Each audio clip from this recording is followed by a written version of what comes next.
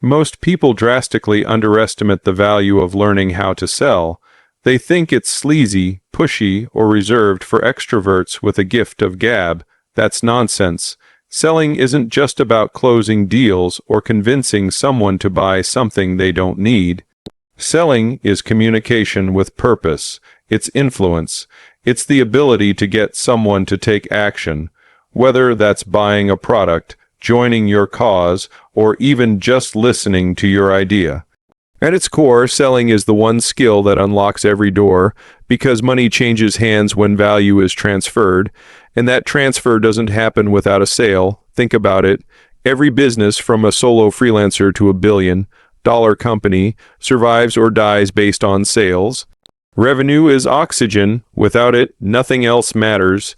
You can have the best product in the world, the most polished branding, the most efficient systems, but if no one buys, you don't eat. That's reality. The people who know how to sell are the ones who control the game. They can walk into any business, any industry, and make themselves valuable from day one. Why? Because they know how to drive income. This skill is not optional. It's essential. You don't have to be born with it. You don't have to be charismatic. You have to be willing to learn, practice, and iterate. Selling is a process, and like any process, it can be improved. It's a learnable skill, but most people avoid it because it forces them to confront rejection. That's why broke people stay broke. They'd rather be comfortable than effective, but when you strip away the emotion and look at it logically, selling is just problem solving with urgency. You're identifying pain, offering a solution, and communicating that solution in a way that makes the other person want it now. If you can do that consistently, you'll never run out of opportunities. Businesses will want you, clients will seek you out, your own ventures will be profitable because you'll know how to generate revenue on demand. You'll stop being dependent on luck or timing or trends. You'll have control, and control equals freedom. Learning to sell forces you to understand people, their fears, their needs, their desires. It's human psychology at work. The better you get at selling, the better you get at listening, asking the right questions, and diagnosing what someone actually wants, not just what they say they want. That's powerful. That gives you leverage in almost every interaction you'll ever have. Now, let's get tactical. What does mastering sales actually involve? First, it starts with belief in the product. If you don't believe in what you're selling, people will feel it. No script can save you from a lack of conviction. Second, it's about understanding the buyer. What are their pain points? What's keeping them up at night? Third, it's about presenting the solution clearly and confidently, showing how it bridges the gap from where they are to where they want to be. And finally, it's about asking for the close, directly, without fear or hesitation. Selling isn't about pressure, it's about clarity. When the offer is clear and the value outweighs the cost, people buy. They want to. You're not taking from them. You're giving them something better than what they had. But you have to believe that first. The confidence you bring into the conversation often determines the outcome before it starts. People can smell doubt. If you hesitate, they walk. And here's the kicker. Selling is everywhere. When you're pitching yourself for a job, you're selling. When you're raising money for a startup, you're selling. When you're coaching, negotiating, parenting, leading, it's all sales. The people who rise the fastest in any organization are usually the best communicators. They know how to get others to buy into ideas. They know how to make things happen. Most people spend years learning technical skills, degrees, certifications, and they still struggle financially. Why? Because those skills don't matter if no one knows about them. Selling is what bridges that gap. It turns potential into profit. It's the amplifier. That's why someone with average skills but great sales ability will outperform someone brilliant who can't communicate their value. Every time, sales is leverage. If you can sell, you can build. If you can sell, you can lead. If you can sell, you can scale. Every level of business, every level of life. It all comes back to your ability to persuade, to influence, to move people to action. It's not just about money. It's about freedom, control, and the ability to write your own story. Money doesn't go to the best product, the hardest worker, or even the smartest person. Money follows attention. In today's world, if people don't know you exist, they can't buy from you. Period. You could be sitting on the most valuable offer in the market, but if no one sees it, you're invisible, and invisible people don't get paid. The marketplace rewards visibility. It rewards people who know how to attract attention and convert it into action. That's the game, and if you want to win, you need to learn how to play it. We live in the noisiest environment in human history. People are bombarded with ads, content, opinions, distractions 24/7. If you're not cutting through that noise, you're getting drowned out. And the way you cut through is by learning how to control attention. You need to understand what grabs people, what holds them, and what moves them, because attention without direction is useless. You're not chasing likes or views for vanity. You're capturing attention with a purpose, to drive behavior, to make offers, to generate revenue. Most people make the mistake of creating for themselves. They build content, offers, or messaging that sounds good to them, but doesn't resonate with the market. That's backwards. If you want attention, you need to speak the language of the people you're trying to reach. You need to meet them where they are, emotionally, mentally, situationally. What are they struggling with? What do they care about?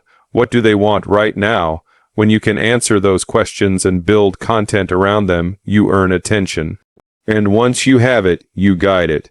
Attention is the front door, but what happens after someone walks in matters just as much. That's where conversion comes in. You need to be able to take that attention and move it toward a result. A sale, a sigh, nup, a next step. That requires clarity. If someone gives you 5 seconds of their time and they still don't know what you do or how it helps them, you've lost. Clarity beats cleverness. A clear offer will always outperform a confusing one, no matter how flashy the branding is.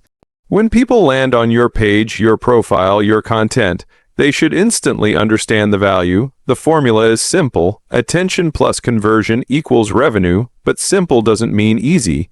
Most people don't lack opportunity, they lack visibility.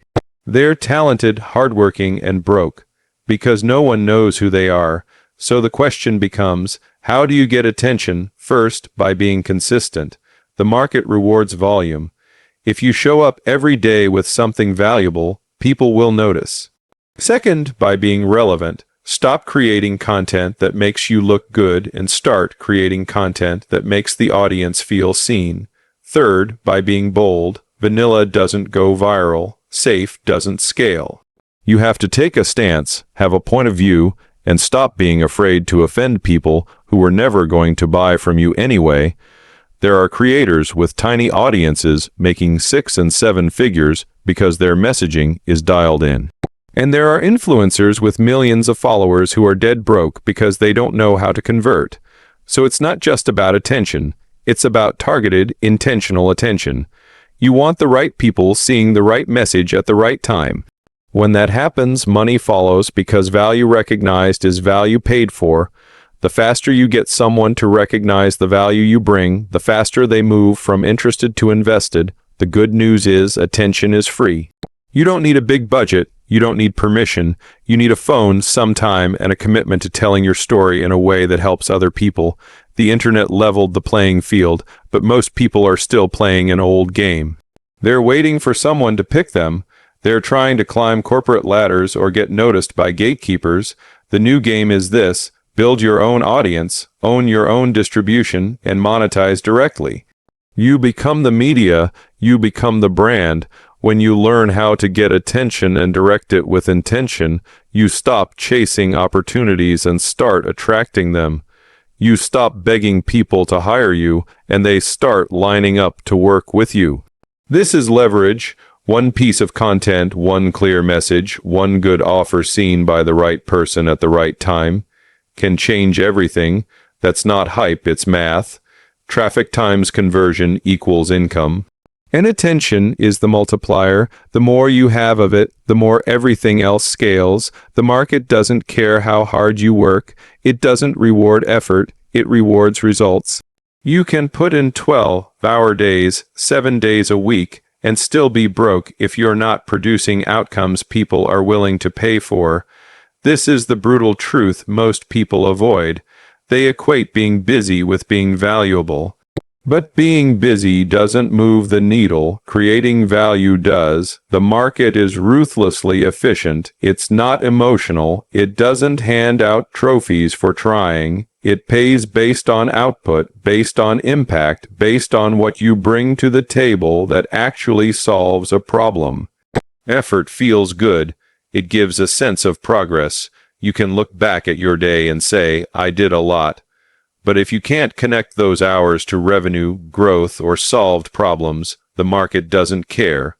You don't get paid for how many hours you put in, you get paid for the result those hours create. Two people can put in the same amount of time.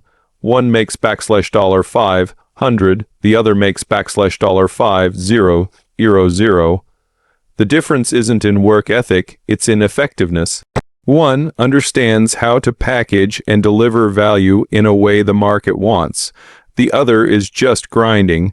That's why learning to think in terms of value is so important. You have to shift from a labor mindset to a leverage mindset. In a labor mindset, you trade time for money. In a leverage mindset, you build systems, offers, or skills that multiply your impact. The value is in the leverage. You can only work so many hours in a day. But if your knowledge, product, or service creates value without requiring your constant presence, you have leverage. That's when income starts to separate from effort. This is where many people get stuck. They think, if I just work harder, I'll get ahead. But hard work without direction is wasted motion. You don't need more hustle, you need better judgment. You need to figure out what the market is actually paying for and how you can deliver that. Look around at who's winning in your industry. It's not always the most talented. It's the ones who figured out how to solve a painful problem in a clear, scalable way. It's the ones who learned how to create perceived and actual value. Perception matters too. You could be delivering insane value but presenting it in a way that no one understands or believes in. That's a packaging problem, and the market won't solve it for you. It will ignore you. Your responsibility is not just to deliver value, but to communicate it clearly. When people understand the impact of what you do and trust that you can deliver it, they pay, not before, so it's not just about doing the work. It's about framing the work so others see it as worth paying for. The most valuable people in any industry are not always the ones who know the most. They're the ones who know how to take what they know and turn it into results other people care about. That's the game. Can you translate skill into solution? Can you take what you do and show someone exactly how it makes their life better, easier, or more profitable? That's where the money is. The bigger the problem you solve, and the more painful it is, the more you can charge. That's value. Think about a brain surgeon and a janitor. One saves lives, one cleans floors. They both work hard, but the market values one at a drastically higher level because of the risk, impact, and scarcity of the skill involved. That's not fair or unfair. It's just how markets function: supply and demand, risk and reward.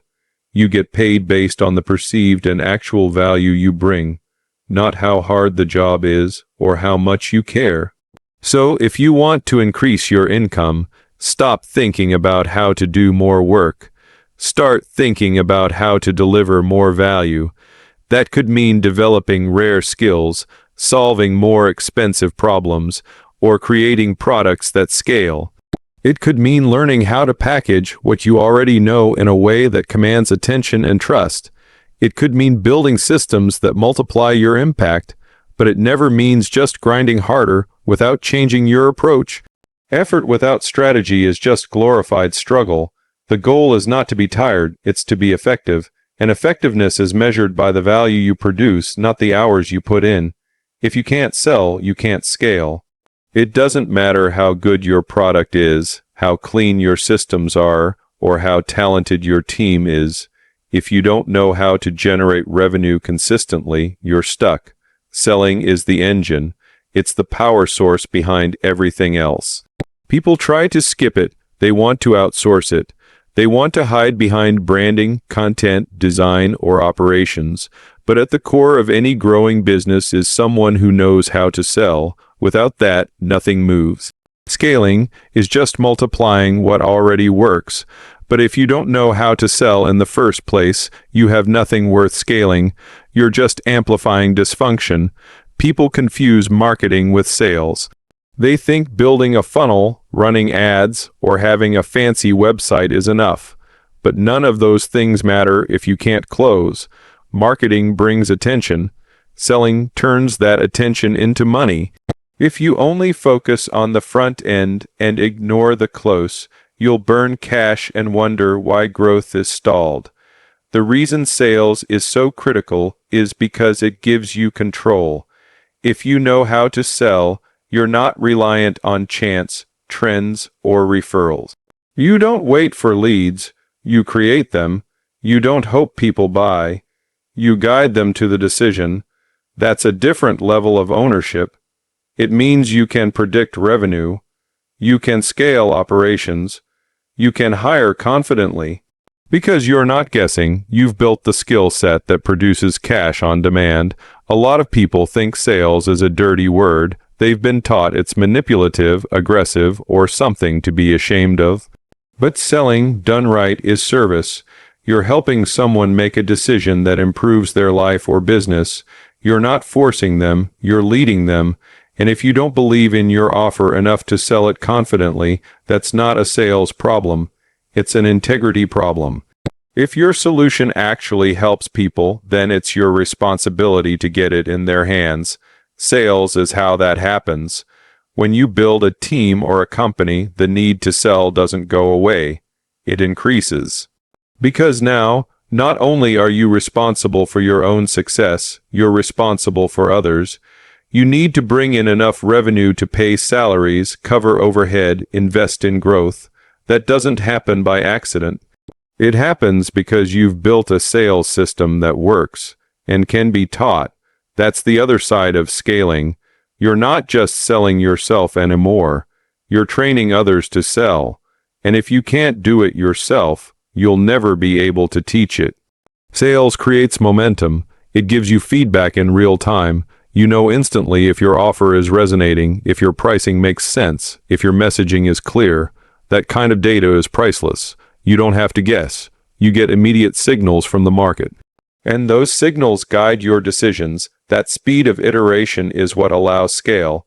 You're not building in a vacuum. You're constantly adjusting based on real conversations with real buyers. When people say they want to scale, what they usually mean is they want more freedom. More time, more income, more impact, but freedom requires revenue, and revenue requires sales. The bottleneck in most businesses is not delivery, it's acquisition. They can serve customers just fine once they have them, but they struggle to get enough people in the door. That's a sales problem, and no amount of back-end optimization can fix it. You also have to understand that scaling magnifies everything.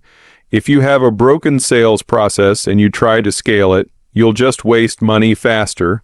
That's why learning to sell manually, one-to-one, on calls, in DMs, in person, is so valuable.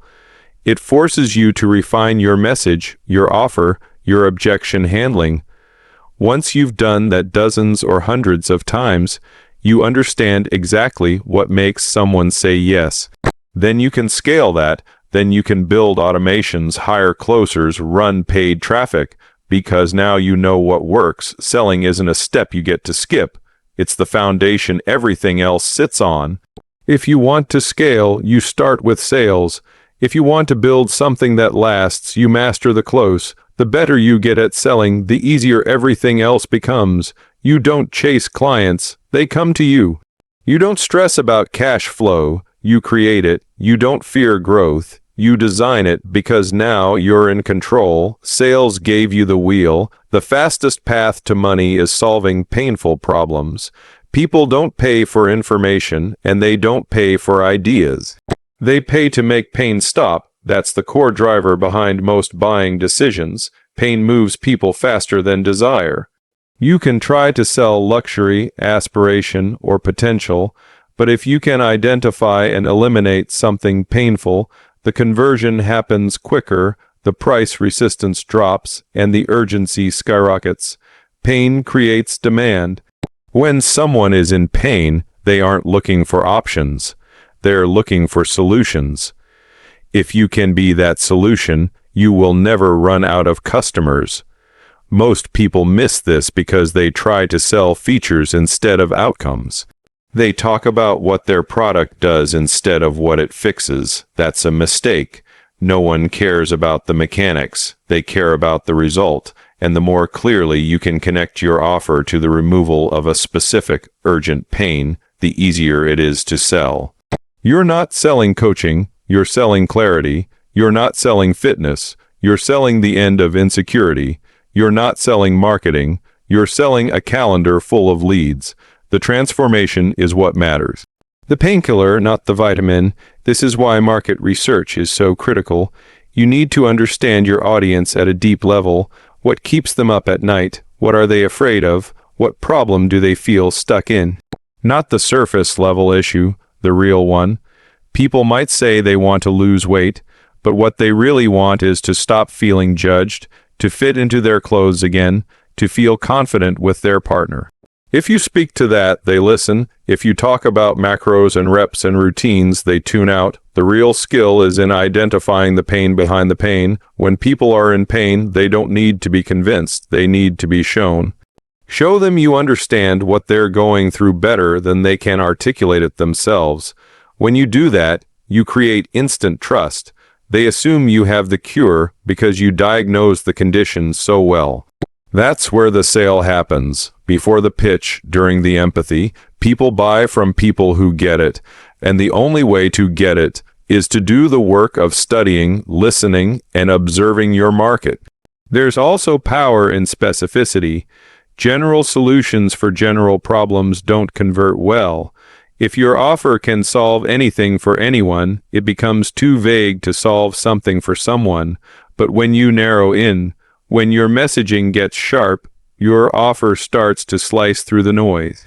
You become the obvious choice for a specific type of person with a specific kind of problem.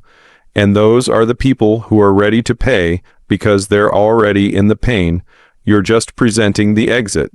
People will always find the money to fix something that's making their life miserable. Think about how quickly someone pays a plumber when a pipe bursts. There's no delay, no overthinking, it's urgent. Your offer should function the same way. When you solve a problem that's bleeding time, money, or confidence from someone, and you can stop that bleeding quickly and clearly, they will move fast. Pain simplifies decisions. And in business, speed is everything. This also means you can charge more. The more painful the problem, the more valuable the solution. That's why emergency services charge premium rates. That's why last-minute flights cost more. Urgency changes the equation. If your offer removes something painful and does it fast, you have pricing power. People don't haggle over price when the pain is high and the relief is guaranteed. They buy.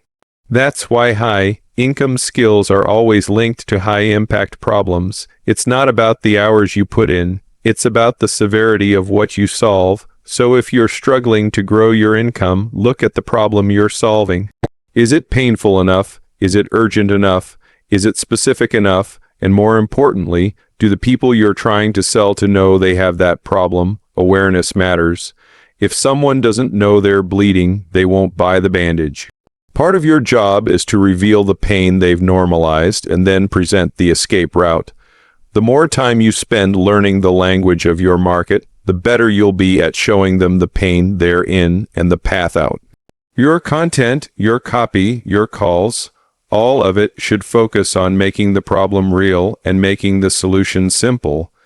That's when the wall between attention and purchase comes down. You're not just another option. They feel like you're the only one who understands.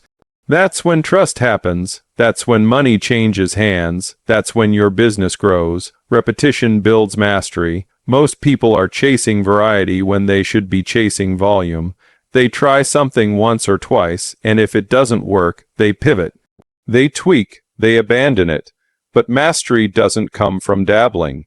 It comes from doing the same thing over and over again until you can't get it wrong. The most successful people in any field aren't the ones who do the most different things. They're the ones who do a few things better than anyone else. They understand that boredom is part of the path. Repetition isn't the enemy, it's the requirement. In business, in sales, in marketing, in content. Whatever game you're playing, repetition is how you get sharp. It's how you find what works. It's how you build the patterns that lead to instinctive execution. You can't shortcut that process. You can't read your way into expertise. You have to earn it through reps. Every rep is a piece of data. Every rep shows you what resonates and what doesn't. Over time, the patterns emerge. And once you know the patterns, you can play the game with speed and precision. The problem is, most people quit before the patterns reveal themselves. They do 5 cold calls and give up. They post content for a week and complain they're not getting engagement. They make 1 offer and feel rejected when no one buys. But 5 reps isn't feedback, it's noise. It's not enough to measure anything. You need volume. You need to give yourself enough surface area to identify the signals. That only comes through consistent, focused repetition. That's how you separate skill from luck. The marketplace doesn't pay for potential. It pays for proof. And the only way you get proof is by showing up consistently and doing the thing so many times that the results become inevitable. Repetition builds confidence. When you've done 100 sales calls, you're not nervous on the next one. When you've posted 100 videos, you stop overthinking what to say. Reps remove hesitation. They give you certainty, and certainty is magnetic. People buy from people who are sure. That kind of confidence doesn't come from theory. It comes from repetition. Repetition also builds resilience. When you do the same thing over and over again, you start to see where it breaks. You find the bottlenecks, you discover the objections, you see the same patterns of failure, and when you know where the failures happen, you can build around them, you can fix them, you can prevent them. That's how you refine your process. That's how you evolve from beginner to expert. You don't get there by switching lanes every time it gets hard. You get there by staying in the game long enough to learn how to win. Most people underestimate how many reps are required. They think success comes from a lucky break or a single breakthrough, but real growth happens through compound reps, day after day, week after week, year after year. It's not sexy, it's not fast, but it's the only thing that works long term. The top performers aren't always the most talented. They're the ones who stayed in the game long enough to get enough reps to master their craft. Talent gives you a head start. Repetition wins the race. Think about athletes, musicians, public speakers. The ones at the top have all done more reps than anyone else. A world-class pianist doesn't learn a piece once. They practice it thousands of times. A great speaker doesn't write a new talk every week. They deliver the same message dozens of times until it hits perfectly. A top salesperson doesn't write a new pitch every day. They refine the same script until it's bulletproof. Mastery is built in the repetition. That's where greatness lives. Repetition also reveals what you're actually committed to. If you only do something when you feel like it, you're not serious. The discipline to repeat something even when you're tired, bored, or discouraged is what separates professionals from amateurs. The market can feel that. People can feel that. Consistency communicates credibility. When you show up again and again, you earn trust, not just from others, but from yourself. You start to see yourself as someone who follows through. That identity shift changes everything. Every time you repeat the process, you get sharper.